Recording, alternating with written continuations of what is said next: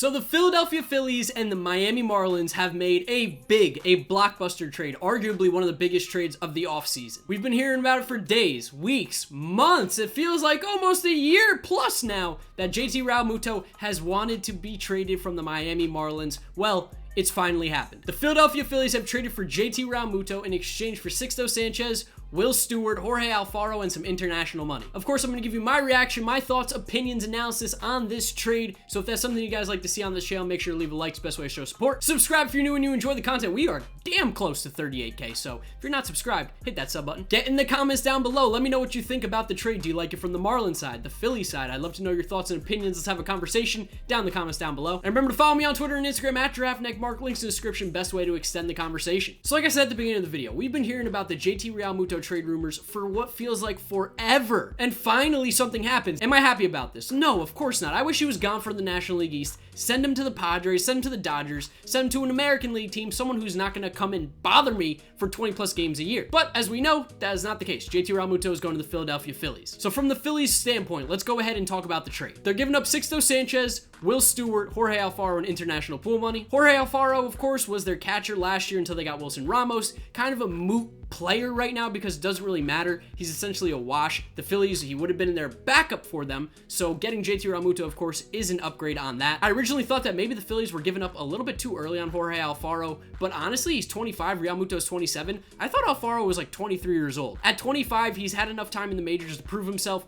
Yes, he has a cannon behind the plate, but from what I've seen from Philly fans as well as what I've seen from my own, defensively, framing wise, as well as blocking, he's not amazing. And his bat isn't worth that much. He had an OPS plus below 100 last season, so it's not like he's this beast at the dish as well. So you're giving up Jorge Alfaro. That's something just to get the Marlins a young catcher back in there, someone they can throw behind the plate this year. Doesn't really matter because JT Realmuto is miles better. Sixto Sanchez is a big prospect for the Phillies, but he really wasn't going to be coming up this year from what it seemed like. He had some elbow issues last year, so only pitched in 8 games. If he would have came up for the Phillies this year, it probably would have been in the summer, late summer months like August, September. He really wouldn't have had an impact on the Major League squad this year, and the Phillies are in a win now mode, or at least they're trying to get into that win now position. Will Stewart is a young guy that they took a few years ago back in the draft, left-handed pitcher. He's not coming up anytime soon for the Phillies. Now, JT Realmuto is obviously the big meat of this trade for the Phillies, and what does it mean for them? Well, one, JT Realmuto is the best catcher in all of baseball. I don't want to hear this Buster Posey conversation. I don't want to hear Gary Sanchez. I don't want to hear Yachty. The best catcher in all of baseball is JT Realmuto. From a strictly offensive standpoint, he is the best all-around hitting catcher in the league. Now, yes, you have Buster Posey who hits for great average. You've got a guy like Gary Sanchez who hits for crazy power. But JT Realmuto is an all-around package, not just at the plate, but defensively. He can also run, which is crazy. That's something we don't see out of catchers. He is the fastest catcher in baseball. But when you look at his numbers last year, keep in mind that's hitting half of his games in Marlins Park, which is one of the worst ballparks in all of baseball for a hitter to play in. His numbers for a catcher were extremely productive. Last year in 125 games, JT Realmuto hit 277 with a 340 on base percentage, 484 slugging, and an 825 OPS. This gave him an OPS plus of 139, which is one of the best in all of baseball, if not the best. I don't know the official stat, but it's up there. He also had 21 home runs, 30 doubles, and 3 triples, drove in 74 RBIs on that Marlins lineup. He is without a doubt one of the, if not the best all-around offensive catcher in baseball. Like I said, he doesn't have the Sanchez power, he may not have the Posey batting average, but he is right in the middle of both, and that is much better than being dominant at one. Another thing to look at with JT Realmuto is the difference between his home and away splits last season. He had 5 less home runs at home, pretty much the same amount of doubles, but when you look at his percentage-based numbers, he was a better hitter away than he was at home. In Marlins Park, he was a 269 hitter with a 329 average, a 444 slugging, and a 773 OPS. On the road, he goes up to a 283 hitter, 350 on base. He has a slugging of 520, and his OPS is almost 100 points higher at 870. When you look career-wise at home, he is a 245 hitter. His on base is under 300. His slugging is under 400 at 384. An OPS under 700 at 678. So Marlins Park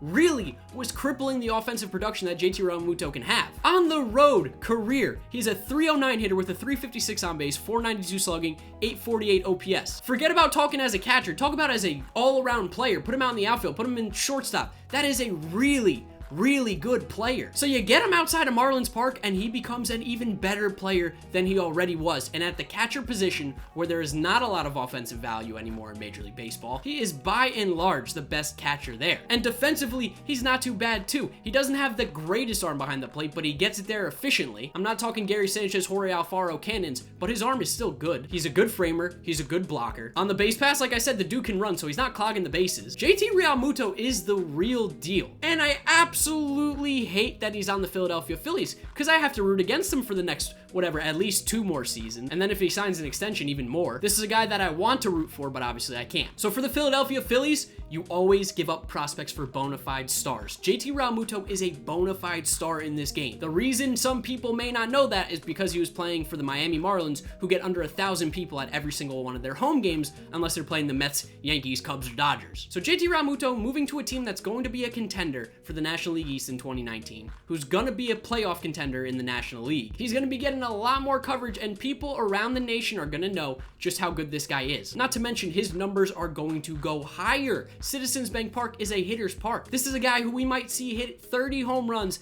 and hit close to 300 from the catcher position. We haven't seen this kind of stuff since Mike Piazza. He's no Mike Piazza, don't get me wrong, but he is a damn good player. So Phillies, you should be absolutely ecstatic that you got JT Realmuto. Don't worry about giving up Sixto Sanchez. Don't worry about Will Stewart. Don't worry about Alfaro. You got a beast catcher. This is a player that you want on your team, and people like me on the Mets, people Braves fans, people like Dodgers fans, we are jealous we couldn't get on this guy. Now, I'm happy we got Wilson Ramos for the Mets because we got him for dirt cheap. But as we switch into talking about what the Marlins got back in return for JT Realmuto, I'm a little bit upset because the Phillies did not give up nearly as much as the Marlins were asking for at the start of the offseason. We were getting Noah Syndergaard on the table, Michael Conforto, Ahmed Rosario, Zach Wheeler. If you're talking about the Yankees, they wanted Gary Sanchez, Andujar. Dodgers, they wanted Bellinger, Verdugo. The Braves, they wanted Albies. I mean, they were asking for a ton at the start of the offseason. But the Phillies, yes, Sixto Sanchez is a top 10 pitcher prospect in all of baseball, and he is the #1 prospect in the Phillies organization. But they did not give up nearly as much as what everyone thought was going to be needed to get Realmuto away from the Marlins in Miami. So Derek Jeter, it looks like you screwed yourself over again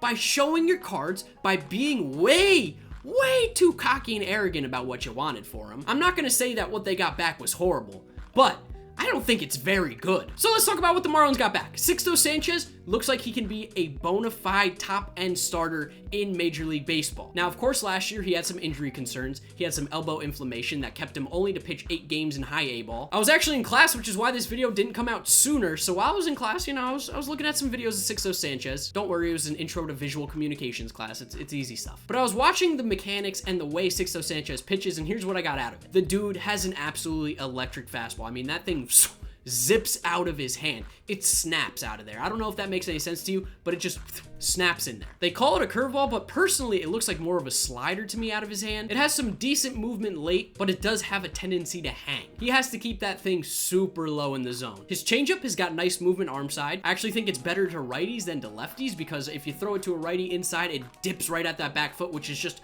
weird coming righty-righty. But like I said, electric fastball. Now, what worries me with Sixto Sanchez is from what I've seen, he has a tendency to curl the ball when he throws it. That can obviously bring up a lot of injury issues, which might lead to why he had some elbow inflammation last year. But he tends to curl the ball when he throws it as opposed to being free and loose back here. Something you teach a lot of people when they're throwing a baseball is to essentially wave goodbye to it when you're back here. Sixto kind of curls it, which again could cause elbow issues. Do I think it's going to be a problem? No, and I hope that the dude has a very healthy, and I hope he has a great career. Although pitch poorly against the Mets, please. But this is just what I'm seeing, and as a Marlins fan, I mean, be excited. You got the Phillies' top prospect, one of the top prospects in all of baseball. But when you're looking at it from a Phillies fan's perspective, you shouldn't be like freaking out that you think he gave up too much. Jorge Alfaro, I mentioned earlier, is going to be the Marlins catcher. He, of course, had a lot of hype around him when he was coming up. He's got a very nice arm. He's got a pretty decent bat. I mean, it's nothing elite level, but we really haven't seen him play a full season, so that's yet to be seen. At the end of the day, is he a guy that you build a franchise around? No, but if you get the right pieces, he fits in perfectly at catch. And then Will Stewart is a left-handed pitcher that looks like he's going to be a starter, but he's an interesting pitcher because he's been on the Phillies since 2015, but last year was really the first year he made steps forward. He's not a guy that has great stuff. He's pretty much a fastball changeup pitcher. He's kind of a contact pitcher. He had an extremely high ground ball rate,